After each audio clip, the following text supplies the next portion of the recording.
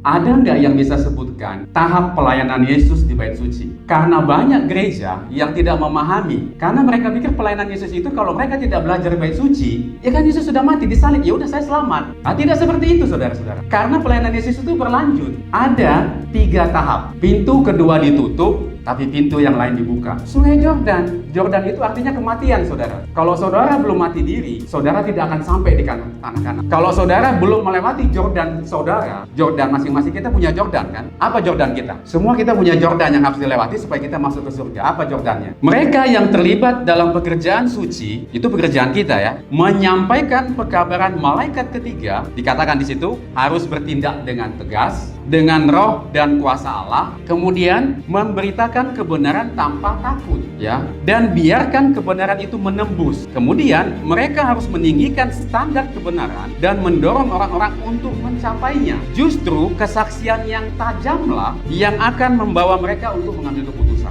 Orang-orang memiliki hak untuk mendengarkan pengajaran semacam ini dari mimbar-mimbar populer, ya, termasuk dari mimbar gereja. Tetapi para hamba yang telah dipercayakan oleh Allah dengan pesan yang suci dan menakutkan, yang bertujuan untuk mempersiapkan dan melengkapi umat untuk kedatangan Kristus, harus menyampaikan kesaksian yang jelas dan tajam. Hampir semua kisah di Alkitab itu adalah merujuk kepada siapa? Kepada Yesus. Bahtera Nuh itu berarti apa? Tipe.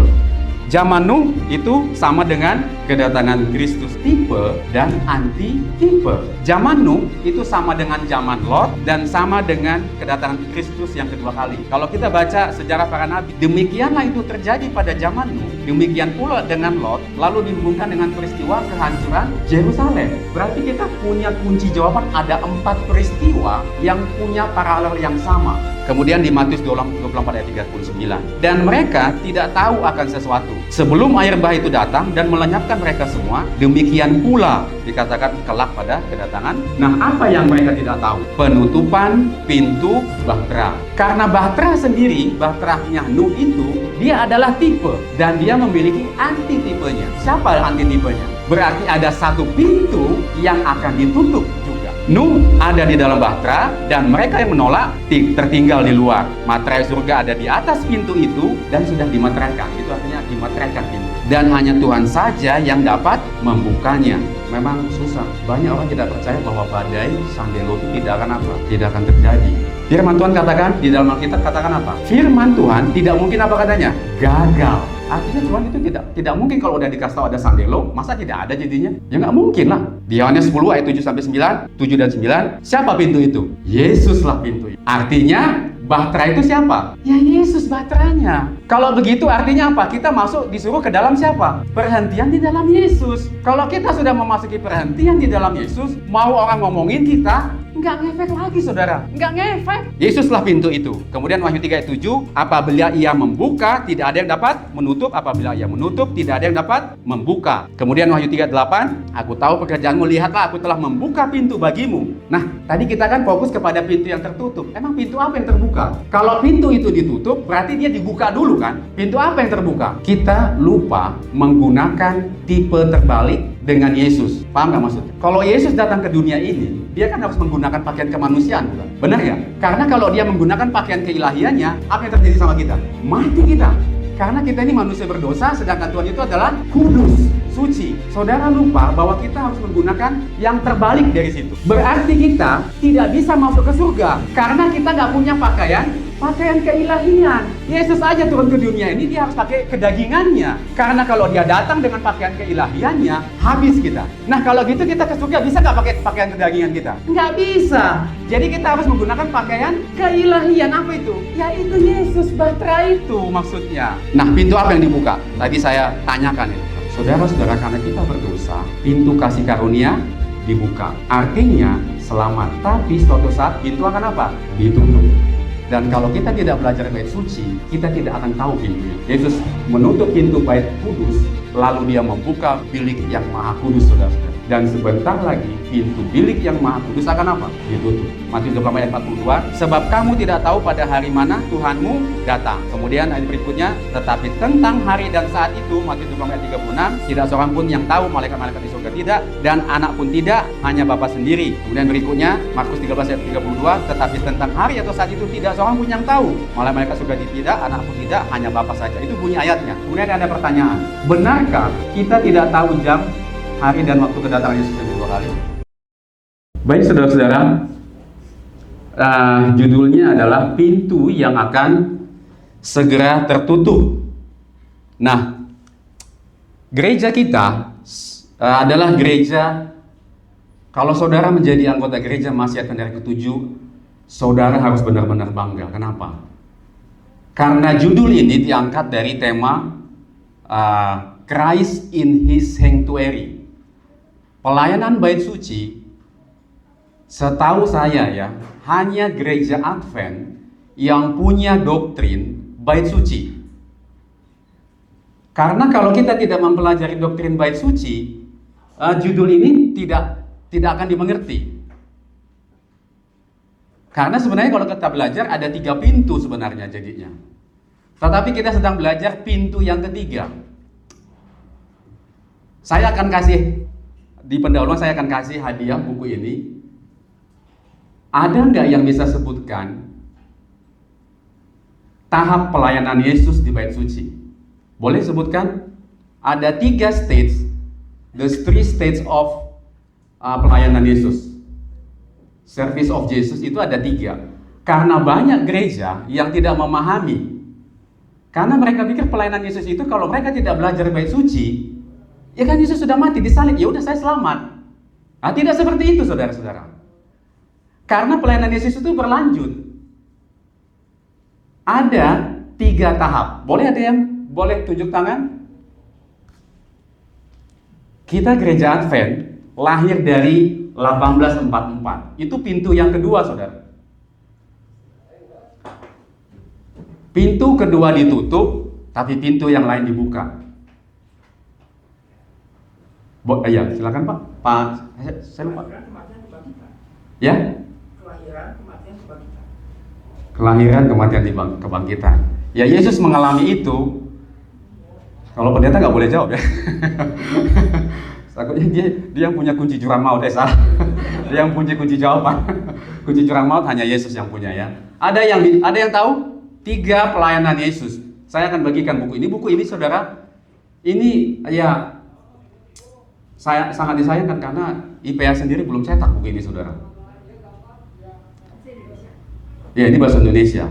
Di satu sisi penterjemah independen, ya kita patut acungi jempol dan kita doakan mereka.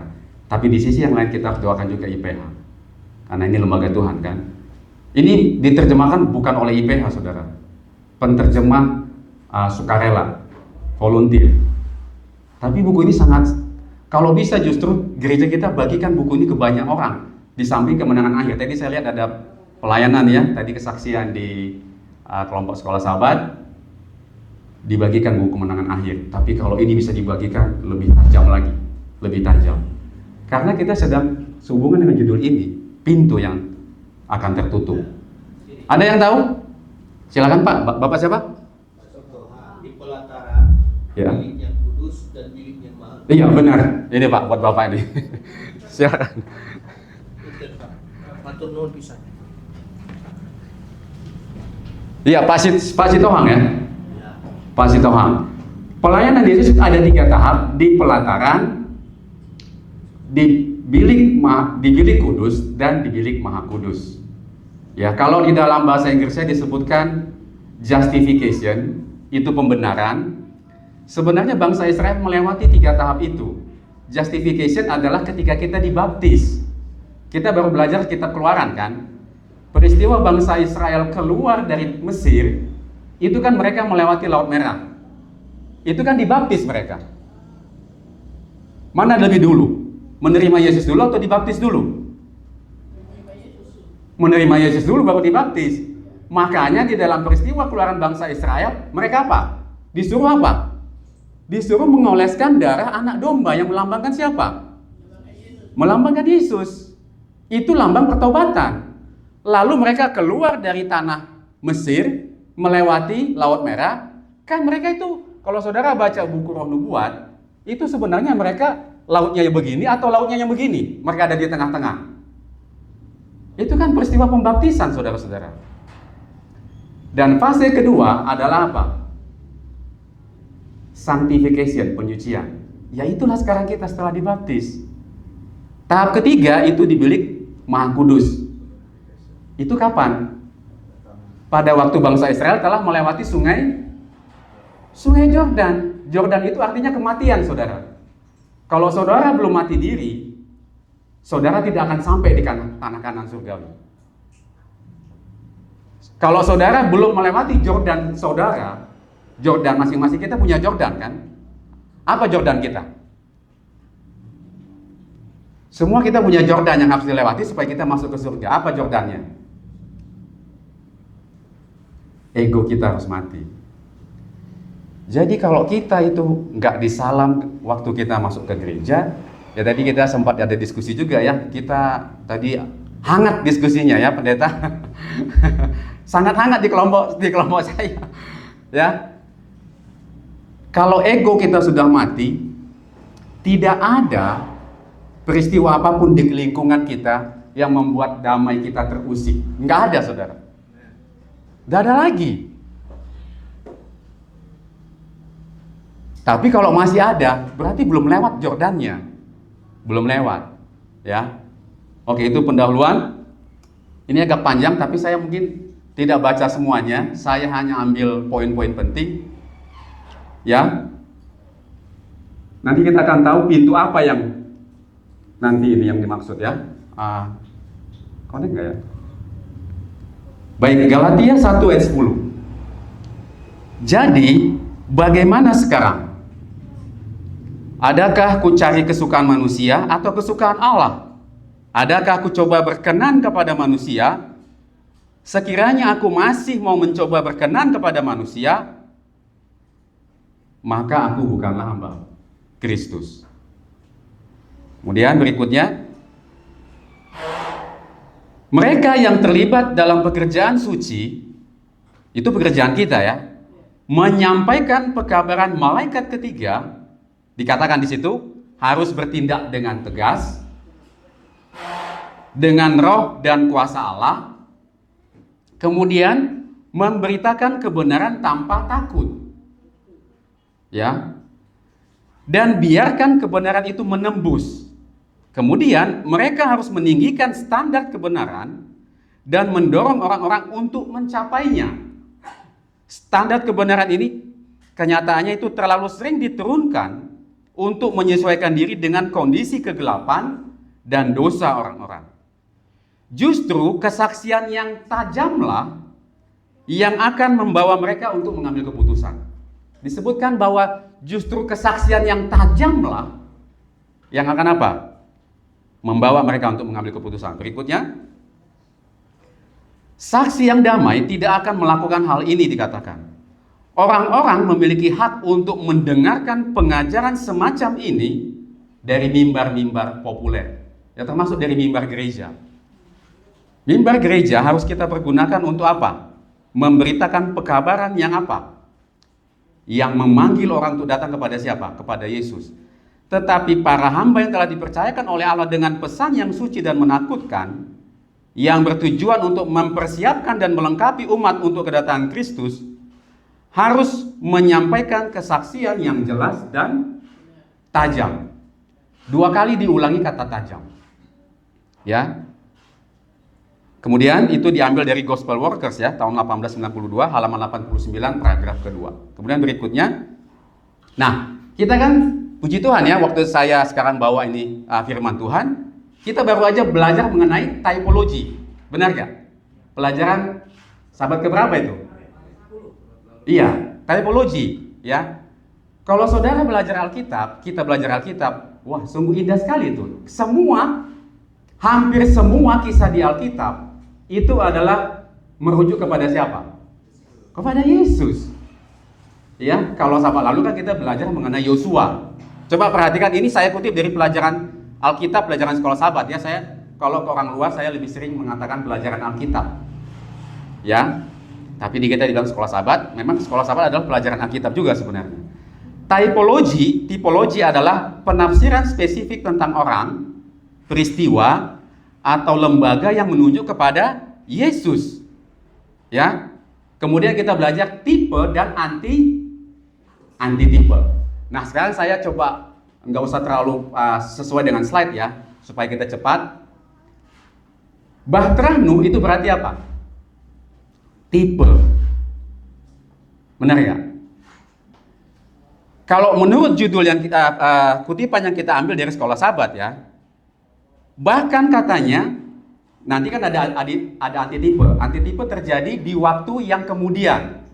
Kalau menurut kutipan ini pelajaran kita sekolah sahabat yang kemarin, bahkan dia lebih memenuhi tujuannya. Benar nggak? Karena itu antitipe itu kan penggenapan. Jadi tipe ini simbol dan antitipe adalah penggenapan atau kenyataannya. Wah, lebih begitu ya. Itu dia. Berfungsi untuk membentuk kegenapan di masa depan. Ya. Kemudian selanjutnya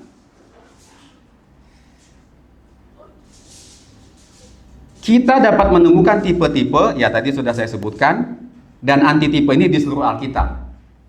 Dan mereka dikatakan sangat membantu dalam menunjukkan kepada para pembaca, yaitu kita jemaat, bagaimana memahami Alkitab dan kebenaran-kebenaran apa yang diajarkan firman Tuhan tentang siapa? Ada 3. Pelajaran tipe dan antitipe ada 3. Yang pertama adalah mengenai Yesus. Lihat, kemudian yang kedua mengenai keselamatan. Yang ketiga adalah pengharapan akhir. Kenapa kita harus memiliki pengharapan? Karena kita sudah jatuh ke dalam dosa. Firman Tuhan katakan upah dosa adalah maut. Kalau tidak ada obat dengan maut ini, lah kita gak bakalan semangat datang ke gereja pada saat ini. Oleh karena adanya pengharapan inilah kita apa? Tetap semangat. Jadi itu semua berbicara tentang Yesus, keselamatan, dan pengharapan. Nah, tadi kita sudah baca di ayat responsoria. Ya ini saya memang bacakan di responsoria supaya saya tidak baca lagi. Ya, supaya cepat. Tadi kita sudah baca. Ya. Kemudian dari bacaan itu kita bisa dapatkan seperti ini. Ya. Zaman Nuh, kalau menurut Matius 24, ya. Kita boleh sambil buka ya. Sambil kita buka ayat 37. Zaman Nuh itu sama dengan kedatangan Kristus yang kedua. Tipe dan anti-tipe. Benar nggak? Matius 24 ayat 37 menjelaskan tipe dan anti-tipe. Kemudian slide berikutnya. Yang luar biasa, kita bahkan dikasih 3 persamaan kemudian dari Lukas 17 ayat 26 sampai 30 ya. Zaman Nuh itu sama dengan zaman Lot dan sama dengan kedatangan Kristus yang kedua kali. Jadi ada 2 tipe, 1 antitipe. Penggenapan ya. Yang lebih indahnya adalah kalau kita baca sejarah para nabi ya, slide berikutnya 1881. Demikianlah itu terjadi pada zaman Nuh, demikian pula dengan Lot, lalu dihubungkan dengan peristiwa kehancuran Yerusalem. Jadi ada 3 tipe dan ya sebenarnya kalau kehancuran Yerusalem juga kegenapan juga sebenarnya. Ya. Tetapi itu semuanya adalah apa? Perlambangan dan demikian pula akan terjadi pada zaman akhir. Kalau begitu slide berikutnya. Berarti kita punya kunci jawaban, ada 4 peristiwa yang punya paralel yang sama. Saudara bisa lihat, zaman Nuh, zaman Lot, zaman kehancuran Yerusalem, kedatangan Yesus yang kedua kali.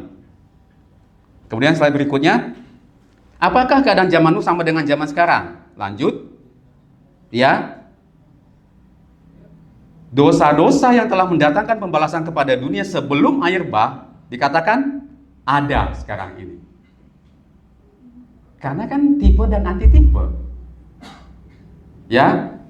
Takut akan Allah telah lenyap dari hati manusia dan hukumnya diperlakukan dengan sikap acuh tak acuh dan kecemoohan, keduniawian yang ada pada generasi tersebut disamai oleh keduniawian yang ada sekarang ini. Kemudian orang-orang sekarang sedang melakukan hal yang sama.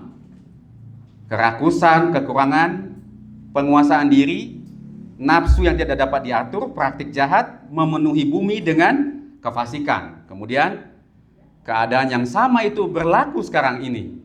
Yang sebenarnya halal telah dijalankan dengan secara berlebih-lebihan. Nafsu makan dimanjakan tanpa batas. Ya kalau kita bilang masa sih zaman Nuh sama dengan sekarang? Ya, sekarang kan beli makanan sangat gampang ya. Makanan apa aja ada ya bisa kita beli ya. Dengan adanya maaf GoFood ya. Dan orang sekarang perempuan nggak mau belajar masak, saudara-saudara. Kan ada GoFood. Salah satu karakter ya bagi pria ya, saya mau kasih tips bagi pria untuk mencari pasangan. Salah satu kriteria yang seharusnya bisa dilakukan oleh seorang wanita adalah memasak, saudara. Banyak nasihat roh nubuat tentang memasak. Salah satu, dan itu artinya anak tersebut memiliki ketekunan. Ya, masak. Kemudian berikutnya, sifat tidak bertarat, ya banyak ini. Merusakkan kuasa Allah dan rohani. Terus lanjut ya. Kemudian di Matius 24 ayat 39. Dan mereka tidak tahu akan sesuatu. Kita bahas 8 ayat ya dari perikop Matius 24. Sebelum air bah itu datang dan melenyapkan mereka semua, demikian pula dikatakan kelak pada kedatangan anak manusia. Berikutnya, nah apa yang mereka tidak tahu? Berikutnya, penutupan pintu bahtera. Selanjutnya, kalau kita lihat binatang-binatang dari hutan dan burung-burung telah memasuki tempat perlindungan mereka itu. Nuh dan keluarganya sudah berada dalam bahtera. Lalu Tuhan menutup pintu bahtera. Kemudian, saudara lihat ini dari pena inspirasi Sejarah Para Nabi jilid 1 halaman 103. Seberkas sinar yang menyilaukan kelihatan dan segumpal awan kemuliaan yang lebih terang daripada kilat turun dari surga dan berhenti tepat di hadapan pintu bahtera itu. Pintu yang besar itu yang tidak mungkin dapat ditutupkan oleh orang-orang yang ada di dalam bahtera itu dengan pelan-pelan tertutup oleh tangan yang tidak kelihatan. Nah, tadi kita sudah belajar bahwa peristiwa pintu bahtera Nuh yang ditutup itu berarti punya antitipenya. Benar nggak? Karena bahtera sendiri, bahteranya Nuh itu, dia adalah tipe. Dan dia memiliki antitipenya. Siapa antitipenya? Ya. Berarti keadaan yang dialami oleh Nuh juga waktu itu kita sedang alami sekarang. Itu maksudnya. Berarti ada satu pintu yang akan ditutup juga. Benar nggak? Dan katanya tidak kelihatan, makanya tidak tahu. Ya. Kemudian Nuh ada di dalam bahtera dan mereka yang menolak tertinggal di luar. Materai surga ada di atas pintu itu dan sudah dimeteraikan. Itu artinya dimeteraikan pintu itu. Ya. Dan hanya Tuhan saja yang dapat membukanya. Jadi kalau peristiwa Nuh keluar dari bahtera, kalau kita paralelkan dengan perjalanan bangsa Israel, berarti peristiwa yang mana itu? Peristiwa yang mana? Ketika keluar dari tanah Mesir. Lebih tepatnya pada saat mereka sudah tiba di Kanaan. Itu sama dengan Nuh ketika dia keluar dari bahtera. Sama. Artinya apa? Tadi poin yang kedua. Selamat. Melewati badai. Saudara-saudara, memang susah. Banyak orang tidak percaya bahwa badai Sandelo itu tidak akan apa? Tidak akan terjadi. Firman Tuhan katakan di dalam Alkitab, katakan apa? Firman Tuhan tidak mungkin apa katanya? Gagal. Saudara-saudara ingat dulu. Firman Tuhan katakan firman Tuhan tidak mungkin gagal. Artinya Tuhan itu tidak mungkin kalau udah dikasih tahu ada sandelo, masa tidak ada jadinya? Ya nggak mungkin lah. Itu sama aja dengan zaman Nuh, nggak ada itu apa? Banjir. Ya kan? Oke. Kemudian di Yohanes 10 ayat 7 sampai 9, 7 dan 9, siapa pintu itu? Yesuslah pintu itu. Artinya bahtera itu siapa? Ya Yesus bahteranya. Kalau begitu artinya apa? Kita masuk disuruh ke dalam siapa? Perhentian di dalam Yesus. Kalau kita sudah memasuki perhentian di dalam Yesus, mau orang ngomongin kita, nggak ngefek lagi saudara. Nggak ngefek. Nggak ada lagi pengaruh orang untuk mengomongin kita. Mau kita nggak dilawat, nggak disalam, nggak apa-apa. Tadi solusinya apa di pelajaran hari apa? Serahkan semuanya kepada siapa? Kepada Tuhan. Biarkan Tuhan yang bertindak. Jangan kita apa? Menghakimi saudara-saudara. Tidak boleh menghakimi. Karena penghakiman hanya ada di tangan siapa? Hanya ada di tangan Tuhan. Yang bisa kita lakukan di dalam kamar kita hanyalah menangis, berdoa, meminta. Kekuatan dari siapa? Dari Tuhan. Jangan kadang-kadang kita jadi lapor sana, lapor sini. Tadi kan jadinya yang nggak benar tadi yang bisa keluar ya pendeta. Jadi yang nggak benar nanti bisa sampai. Pelajaran tadi dari 9,5 suku, 2,5 suku. Konfirmasi, jangan hanya ngomong dulu berani. Begitu, ayo kamu saya hadapkan ya sama orangnya. Oh jangan dulu katanya. Kenapa takut kalau benar saudara? Ya, sama seperti Fineas tadi. Konfirmasi, datang. Dengan sesuai dengan ayat intinya, perkataan yang lemah lembut, maka kita akan terjadi persatuan di gereja. Kan tujuan pelajaran sekolah sahabat kita adalah persatuan di gereja. Tapi ada poin yang tadi, tidak mengesampingkan kebenaran. Itu di pendalaman ada sama di hari Kamis paling terakhir. Persatuan gereja tidak boleh mengesampingkan kebenaran. Itu ada, coba lihat. Persatuan harus tetap berlandaskan di atas kebenaran. Ya. Yesuslah pintu itu. Kemudian Wahyu 3 ayat 7, apabila ia membuka, tidak ada yang dapat menutup. Apabila ia menutup, tidak ada yang dapat membuka. Ya. Operator bisa sambil ngikut ya, supaya cepat. Kemudian Wahyu 3 ayat 8, aku tahu pekerjaanmu, lihatlah aku telah membuka pintu bagimu. Nah, tadi kita kan fokus kepada pintu yang tertutup. Emang pintu apa yang terbuka? Kalau pintu itu ditutup, berarti dia dibuka dulu kan? Pintu apa yang terbuka? Pintu kasihan. Iya, kenapa ada pintu kasihan terbuka? Coba Kejadian 3:15 selanjutnya. Kejadian 3:15 ini ada pintu sebenarnya di situ, saudara. Tapi nggak tertulis pintu. Ya itu tadi, pintu keselamatan. Ya tadi Vika sudah jawab. Kan manusia ini sudah jatuh ke dalam dosa. Pakaian kebenaran diambil, hilang dari Adam dan Hawa. Kan harus dikembalikan pakaian itu, saudara.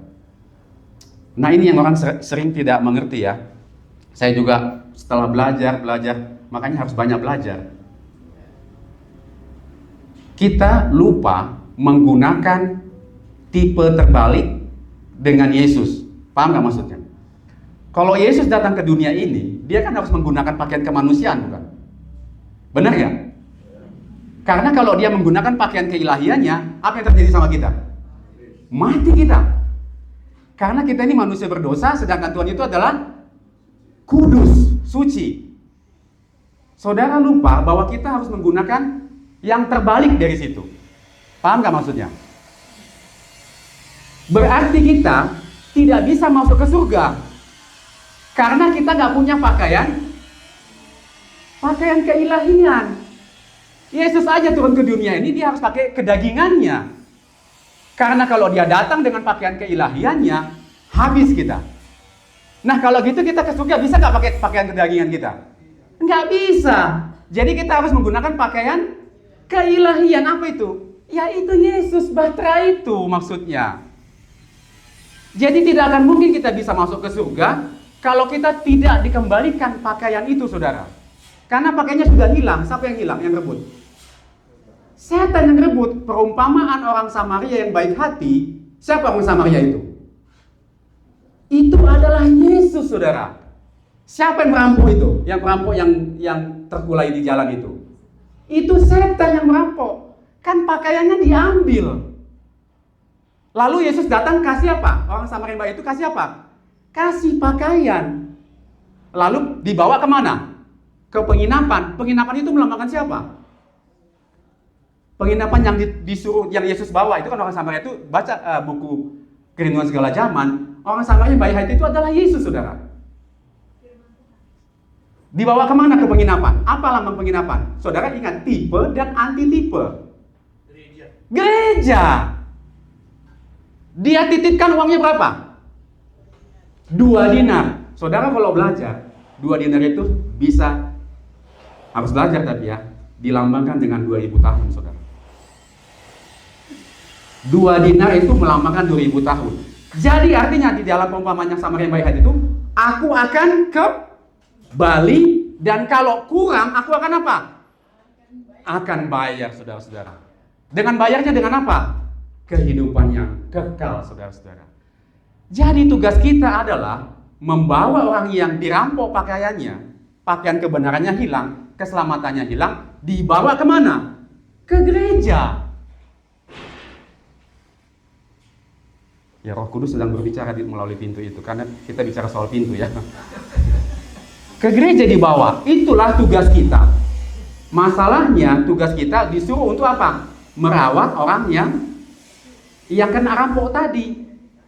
Yang menjadi pergumulan adalah kita tidak mau melakukan perawatan itu. Kita nggak kompak, ya. Kita nggak kompak, nggak bersatu. Makanya pelajaran sekolah sampai kita ini bagus, ya. Untuk apa? Kita bersatu, jangan menuduh. Yang penting adalah justru komitmen untuk melayani, ya. Baik. Nah, pintu apa yang dibuka? Tadi saya tanyakan itu. Yaitu tadi sudah pintu kasih karunia yang dibuka. Saudara-saudara, karena kita berdosa, pintu kasih karunia dibuka. Artinya, siapapun yang masuk dan percaya kepada Yesus, dia akan apa? Selamat. Tapi suatu saat pintu akan apa? Ditutup. Dan kalau kita tidak belajar bait suci, kita tidak akan tahu pintu itu. Karena di dalam denominasi Kristen yang lain, maaf ya saudara-saudara, mereka hanya fokus kepada hanya di tahap 1. Ya. Mereka tidak mengerti dan memahami tahap kedua dan tahap ketiga. Jadi kalau kita kasih pelajaran bait suci, kita akan lengkap kasih tahap 1, tahap 2, tahap 3. Saya percaya gerejanya akan penuh, saudara. Karena gereja kita lahir dari proses tahap keduanya, saudara. 1844. Gereja kita lahir dari nubuatan. Jangan main-main buat anak-anak muda juga. Ya. Gereja kita ini lahir dari nubuatan 1844. Pintu yang kedua ditutup. Yesus menutup pintu bait kudus, lalu dia membuka bilik yang maha kudus, saudara-saudara. Dan sebentar lagi pintu bilik yang maha kudus akan apa? Ditutup. Dan itu satu pun tidak ada yang tahu, saudara. Ya. Kemudian, ya, ini sama ya. Jadi tidak ada lagi komunikasi yang langsung antara manusia dan penciptanya. Itu karena kita sudah jatuh ke dalam dosa. Jadi pintu kasih karunia dibuka. Ya, kemudian ke ayat berikutnya. Tadi kita sampai ayat 44 ya. Matius 24 ayat 40 sampai 41. Pada waktu itu, ya ini sudah dibaca tadi. Ini agak susah. Kalau Matius 24 ayat 40 sampai 41 ini, inilah ada orang yang percaya dengan apa? Pengangkatan rahasia. Terima kasih pendeta. Rapture. Ayat ini digunakan mereka bahwa ada pengangkatan rahasia. Dan itu tidak benar. Ya. Karena dia bilang seorang akan dibawa dan yang lain akan ditinggalkan. Nah, ini ada ulasannya, saya agak panjang. Mereka percaya bahwa Yesus itu datang dalam 2 tahap. Rapture, rahasia, dan yang publik. Tapi doktrin kita tidak pernah mengajarkan doktrin seperti itu. Ya, gereja Advent tidak mengenal rapture atau pengangkatan. Yang kita percaya adalah, ya artinya itu ya, ada ayat di situ ya. Sebentar. Boleh ke slide yang selanjutnya. Matius 24 ayat 40 sampai 41. Ayat ini adalah merujuk kepada penutupan masa percobaan atau close of probation. Jadi sesungguhnya ayat ini mengatakan bahwa ada yang dibawa atau diambil adalah yang tidak selamat. Saudara harus lihat gak itu? Sebenarnya itu dia terbalik sebenarnya. Kalau di dalam ayat 40 dan 41 itu kalau anggapan mereka justru yang dibawa adalah yang selamat. Itu kalau kita belajar sebenarnya tidak. Ya, justru yang dibawa atau diambil adalah yang tidak selamat atau yang mengalami kebinasaan.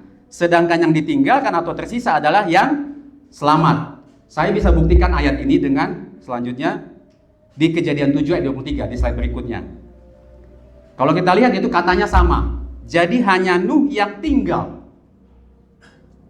Jadi yang dibawa itu justru tidak selamat. Ya. Nah, di situ pendek aja saya, tidak terlalu ini. Kemudian ayat berikutnya Amsal 11 ayat 6. Tetapi pengkhianat tertangkap oleh hawa nafsunya. Kalau kita lihat bahasa Inggrisnya taken, ya. Justru artinya yang dibawa, menekankan di sini saya menekankan bahwa itu yang tidak selamat. Ya. Kemudian Matius 24 ayat 42, sebab kamu tidak tahu pada hari mana Tuhanmu datang.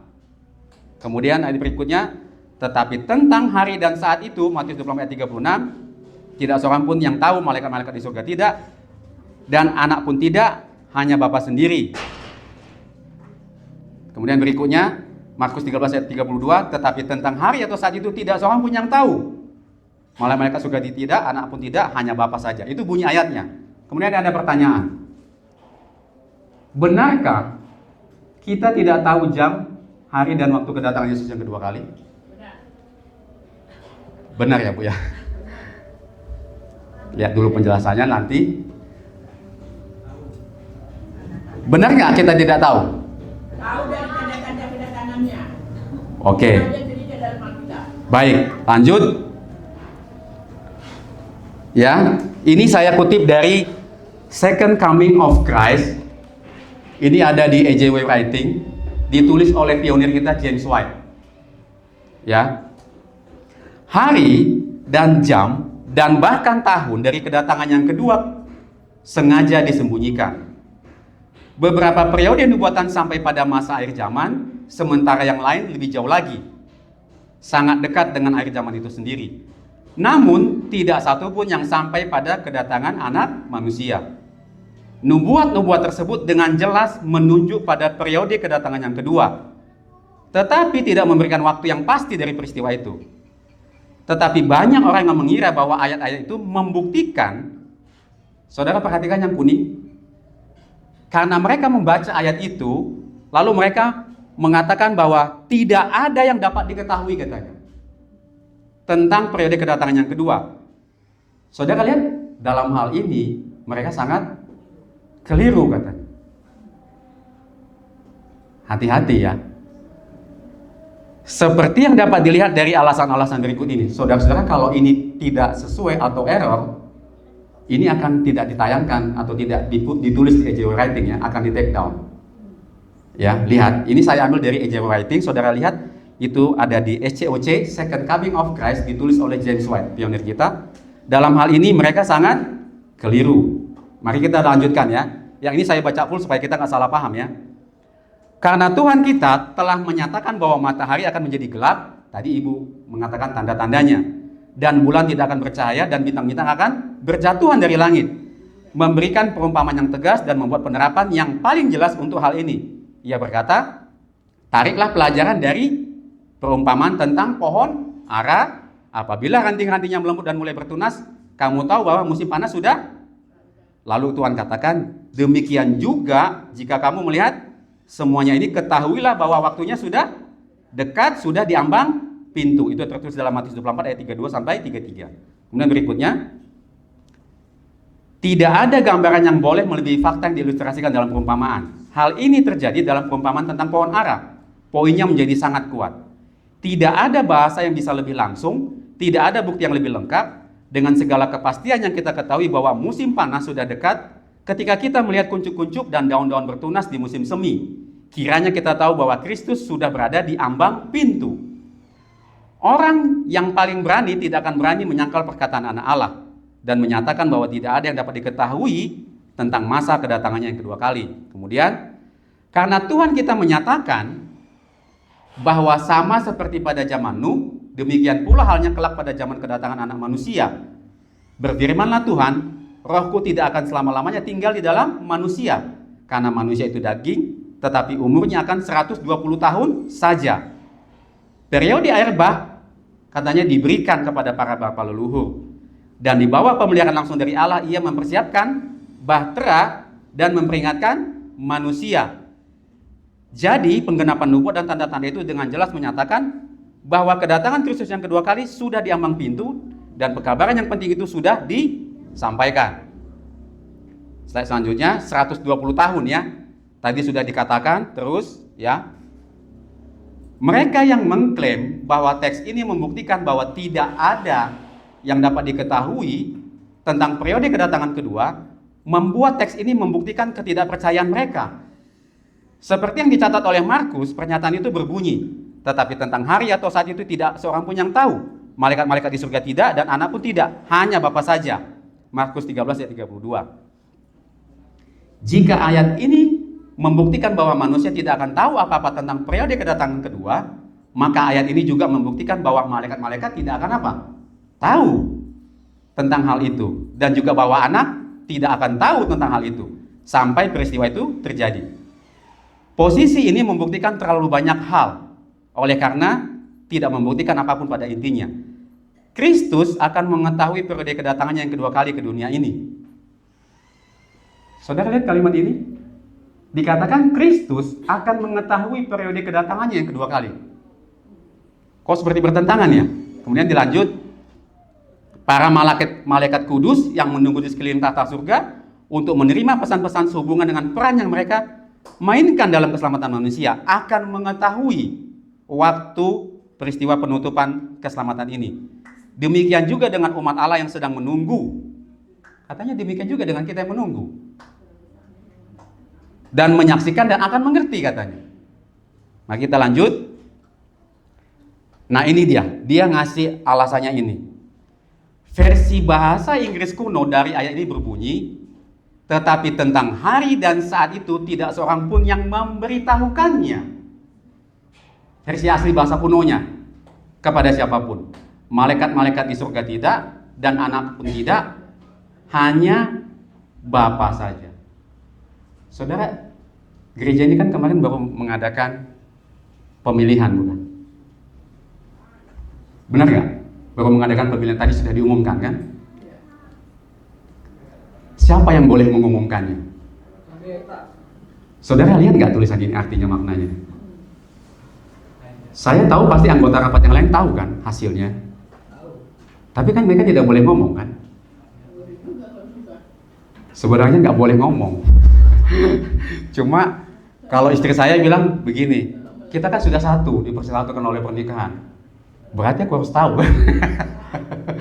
Kan kamu dan saya adalah satu katanya. Kalau kamu begitu berarti kita masih dua kan? Itu hanya ini aja ya, diskusi biasa. Saudara lihat bahwa anggota panitia pemilih yang lain tahu kan? Tapi yang punya hak untuk memberitahukannya siapa? Hanya pendeta. Demikian juga dengan ayat ini, saudara. Saya hanya ngambil logika kita, maksudnya pengertian atau tadi saya ambil aplikasi tadi supaya kita memahami ayat itu dengan sungguh-sungguh. Karena ini bukan tidak sesuai dengan doktrin, nanti ada lanjutannya. Bahwa hanya Bapa yang berhak untuk memberitahukan jamnya. Tetapi malaikat dan anak dan umatnya tahu, saudara. Tapi kedatangan yang mana? Saudara-saudara, ini yang banyak jemaat tidak tahu. Karena kedatangan Yesus yang kedua kali ada kedatangan yang lain, saudara. Ya, coba kita lanjut. Ini adalah bacaan yang benar. Ya, kemudian itu saudara bisa baca sendiri. Ada ayatnya dikasih referensi sama seperti Rasul Paulus. Jadi ayat itu berbunyi seharusnya manusia tidak akan memberitahukan hari dan saat itu, malaikat-malaikat tidak akan memberitahukannya, dan anak pun tidak akan memberitahukannya, tetapi hanya Bapa saja yang memberitahukannya. Kemudian kita lihat di sini ya, lanjutnya. Ayat ini yang statement tadi bisa didukung dengan Amos 3 ayat 7. Sungguh Tuhan Allah tidak berbuat sesuatu tanpa menyatakan keputusannya. Jadi waktu Yesus mau turun ke dunia ini, ya gimana bisa malaikat, saudara pakai logika saja kalau presiden mau datang ke, kan harus tahu pasukan pas pampres. Ya kalau dia datang tiba-tiba ke sini bisa saja, tapi kan protokol nggak jalan. Logikanya berarti kan pas pampres harus dikasih tahu kan? Jadi kalau Yesus datang kedua kali, pasti malaikat bersiap, karena kan seluruh malaikat kan katanya akan turun, ya, akan menjemput kita di awan-awan. Benar ya? Ya. Jadi Amos 3 ayat 7, Tuhan Allah tidak berbuat sesuatu tanpa menyatakannya. Kemudian karena iman maka Nuh dengan petunjuk Allah. Berarti kan Nuh tahu. Dengan petunjuk Allah dikatakan, ya, tentang sesuatu yang belum kelihatan, dengan taat mempersiapkan bahtera. Ya. Kan dikasih tahu sama Nuh kan 7 hari lagi hujan akan turun. Berarti Nuh tahu nggak? Tahu. Kemudian ingat peristiwa Abraham waktu Tuhan mau menghancurkan kota Sodom, apa kata Tuhan kepada Abraham? Apakah aku akan menyembunyikan kepada Abraham? Tuhan sembunyikan nggak? Berarti rapture nggak benar kan, rapture pengangkatan, karena dia nggak sembunyi-sembunyi. Itu berarti doktrin dari mana rapture? Dari setan. Ya. Apakah aku akan menyembunyikan? Enggak. Waktu Sodom dan Gomora dihancurkan, Abraham tahu nggak? Dikasih tahu nggak? Tahu. Kalau nggak dikasih tahu nggak bisa dia panggil siapa? Si Lot. Kemudian lihat peristiwa berikutnya, slide berikutnya. Ya, ingat peristiwa kehancuran Yerusalem yang warna hijau ya. Bagaimana orang Kristen selamat kalau nggak dikasih tahu? Apa tandanya? Kalau kamu melihat pembinasa keji berdiri di depan gerbang di kota Yerusalem, keluarlah dan dikasih tahu nggak? Ya kalau nggak dikasih tahu nggak selamat. Saudara ingat peristiwa kedatangan Yesus yang pertama? Siapa yang dikasih tahu? Gembala dan orang Majus. Bagaimana orang Majus bisa datang ke kandang domba untuk mempersembahkan persembahan kepada Yesus kalau mereka nggak tahu? Jadi mereka dikasih tahu nggak? Dikasih tahu. Tapi nanti ada waktunya, saudara, maksudnya nggak dari sekarang, itu maksud saya. Kalau dari sekarang itu namanya time setting. Ya, bukan itu yang saya maksud. Ada waktunya nanti dikasih tahu. Tapi dari tanda kamu akan apa? Tahu bahwa akan ini sudah tidak lama lagi. Ya. Oke, mereka diberitahu. Mereka yang berjaga-jaga akan mengetahui waktunya. Itu dari second coming of Christ 612. Ya. Kemudian mereka yang tidak berjaga-jaga tidak akan tahu. Siapa yang berjaga-jaga? Saudara ingat peristiwa gembala? Kenapa malaikat datang kepada gembala itu? Ada yang tahu jawabannya? Karena orang baik. Karena orang baik. Terima kasih, puji Tuhan. Orang baik benar. Karena mereka sedang belajar nubuatan. Pertanyaannya bagi kita, apakah kita sedang belajar firman Tuhan? Belajar nubuatan? Apakah kita sedang melakukan pekabaran kepada orang lain? Kalau saudara sedang melakukan pekerjaan Tuhan, itu sedang namanya berjaga-jaga, dan kita akan diberitahu. Itu kabar baiknya. Ya, kemudian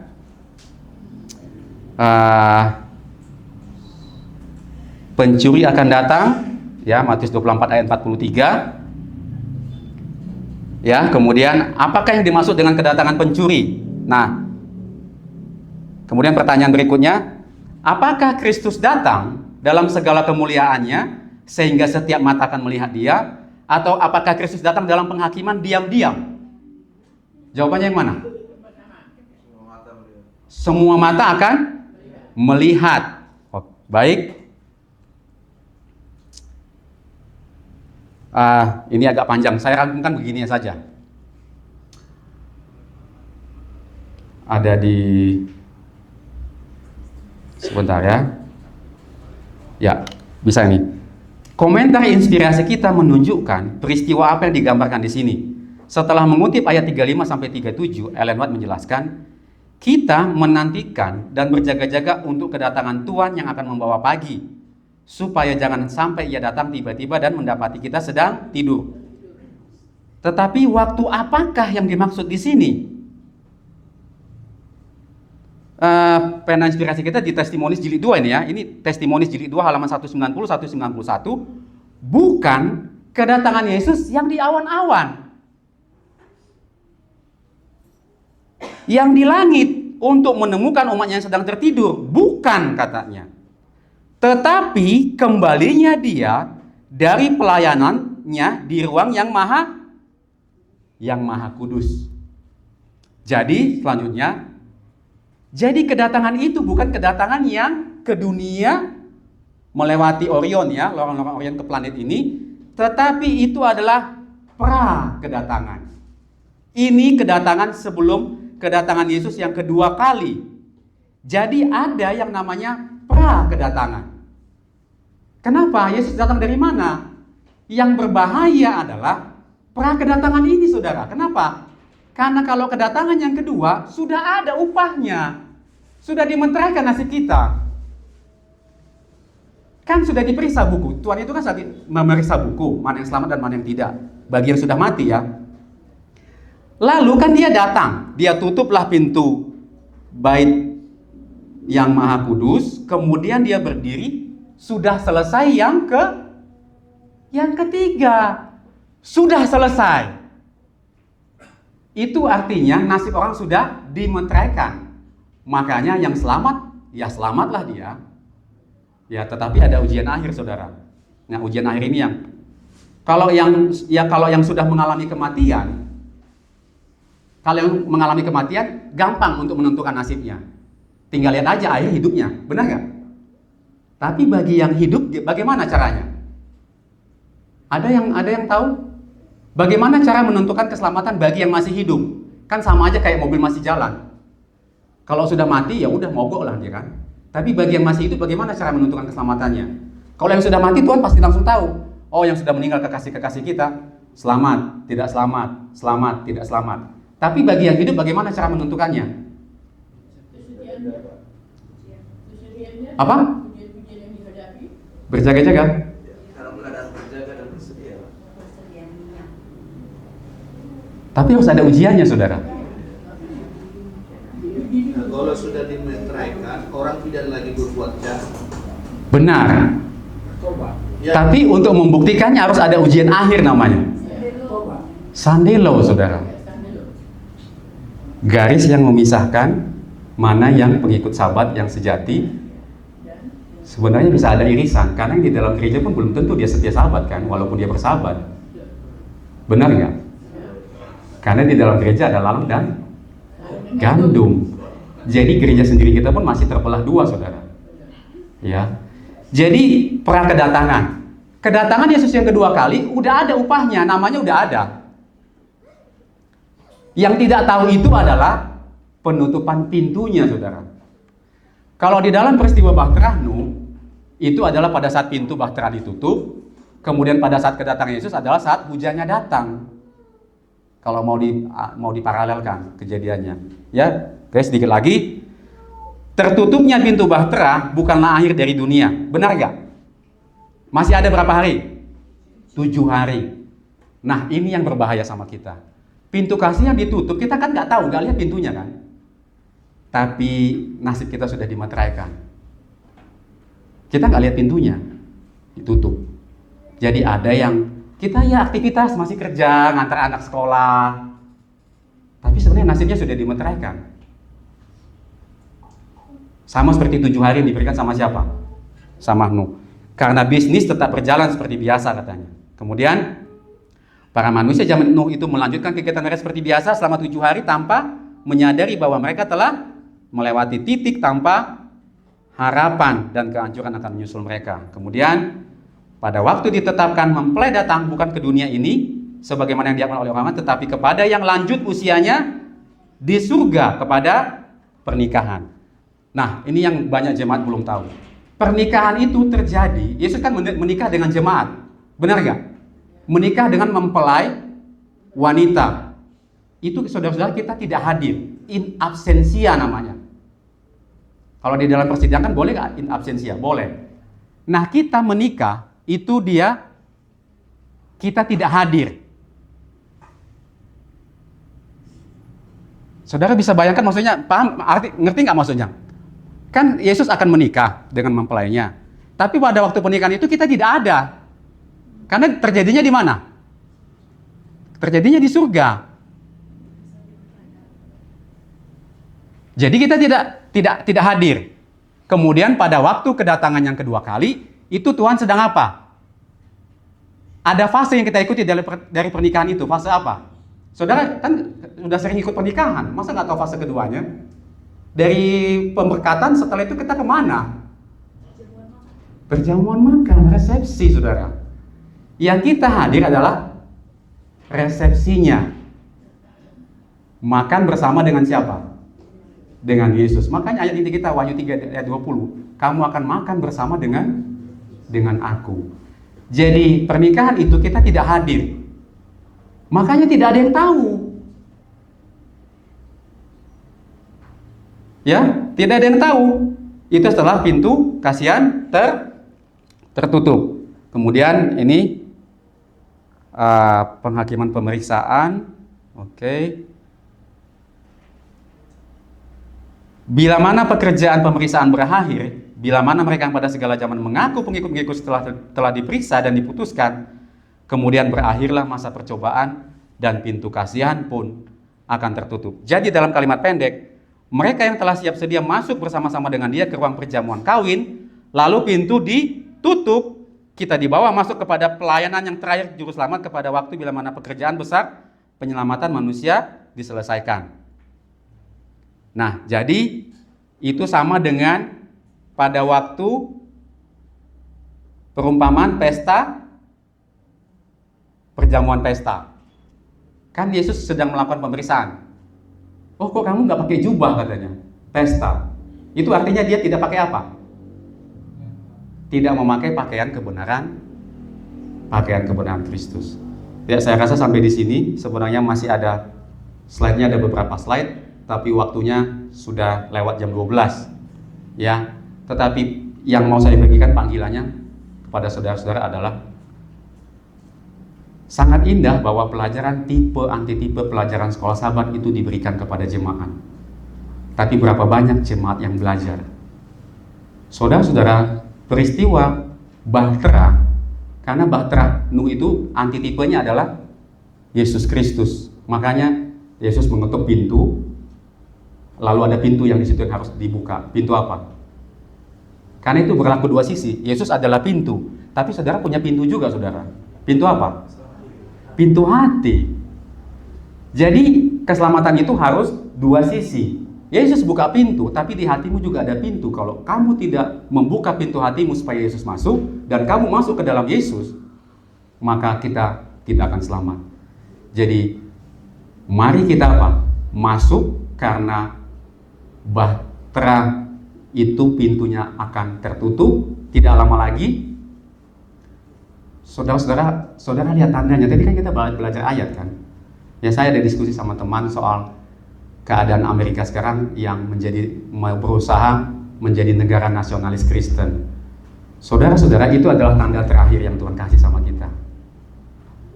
Kalau negara Amerika menjadi negara Kristen nasionalis, itu sedang menuju ke arah tanduk itu akan sembuh, saudara. Itu nggak lama lagi, saudara. Ya, jadi saya masih bingung. Saya mohon maaf ya, masih bingung dengan teman-teman kita yang masih mau ke sana. Kalau ada kebakaran ke daerah sumbernya, saudara datang ke sumber kebakaran atau menjauhi. kecuali saudara memadamkan apinya, saudara. Ya, jangan lagi cari apa? Dunia dan kesenangannya. Ya, saya sendiri masih belum sempurna, tapi saya punya titik balik. Saya dulu adalah orang yang suka sekali mencari uang, sampai saya tidak ada waktu untuk ibadah. Saya punya titik balik di tahun 2016, sama teman-teman saya dari Merbabu. Itu titik balik saya. Tapi saudara-saudara, saya percaya punya titik balik. Ya, karena saudara tidak punya titik balik, berarti saudara sedang ke arah mana? Saudara harus titik balik, punya titik balik. Ya, banyak orang tidak tahu peristiwa di Amerika sekarang adalah tanda-tanda yang sangat dekat untuk Sandelo. Pada saat nanti negara Amerika menjadi nasionalis Kristen, luka itu sembuh. Ya, soalnya orang senang sih, bagus dong Amerika jadi negara Kristen. Kan jadi meninggikan Tuhan Yesus. Masalahnya Yesusnya Yesus hari Minggu, saudara. Bukan hari Sabat, hari Sabtu. Jadi, saya mau tutup. Jangan lupa untuk belajar nubuatan. Belajar firman Tuhan, penunggu pagi, penunggu petang. Jangan lewatkan dengan anak-anak. Saya punya anak di Bali, saudara. Tidak pernah satu hari pun saya lewatkan sama anak saya, walaupun anak saya di Bali. Saya setiap pagi dan setiap petang renungan sama anak saya. Saudara tahu di Bali itu kan kejahatan sangat banyak. Bagaimana saudara bisa menjaga anak? Kalau dari kecil saudara nggak tanamkan kepada anak, ingat Yesus, ingat sahabat, ingat Yesus, ingat sahabat, jangan keluar dari gereja. Tetap di gereja, tetap di gereja. Kalau nggak dimulai dari kecil. Anak saya di Bali, tapi tiap pagi kami nggak pernah lewat renungan pagi, saudara. Kami usahakan mau jam berapapun, ya kami tunggu. Sebelum tidur nggak boleh. Karena di dalam firman Tuhan di dalam kutipan nubuat, your first stop, pikiran pertamamu dan terakhir adalah harus mengenai siapa? Harus mengenai Yesus. Tutup, buka hari dengan Yesus, tutup hari dengan Yesus. Ya, karena tidak ada keselamatan di dalam Yesus. Kalau saudara tidak masuk ke dalam bahtera rohani, ke dalam Yesus, habis kita sama Sandelo. Ya, badai itu adalah Sandelonya. Kalau kita tidak di dalam Kristus, kita tidak akan selamat. Sebab hanya di dalam Yesuslah keselamatan itu ada. Kiranya dimulai menjadi berkat bagi kita semua. Amin.